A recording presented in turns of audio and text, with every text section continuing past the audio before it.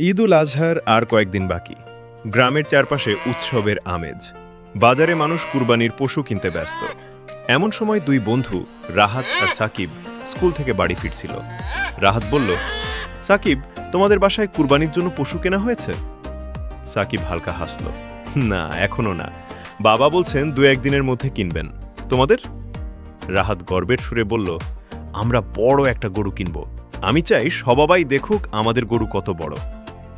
সাকিব কিছুক্ষণ চুপ থেকে বলল, কিন্তু কুরবানি কি শুধু বড় পশু দেখানোর জন্য? রাহাত একটু অবাক হল, তাহলে আর কি?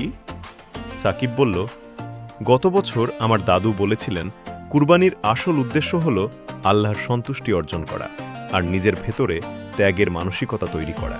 রাহাত বলল, ত্যাগের মানসিকতা মানে? সাকিব উত্তর দিল, মানে নিজের ভালোবাসার জিনিস থেকেও আল্লাহর জন্য ত্যাগ করতে শেখা। কুরবানি শুধু পশু জবাই নয়, এর মধ্যে আছে নিয়ত, দায়িত্ব আর মানুষের সঙ্গে ভাগাভাগি করা। রাহাত চিন্তায় পড়ে গেল, তাহলে বড় পশু কিনলেই কি বেশি ভালো?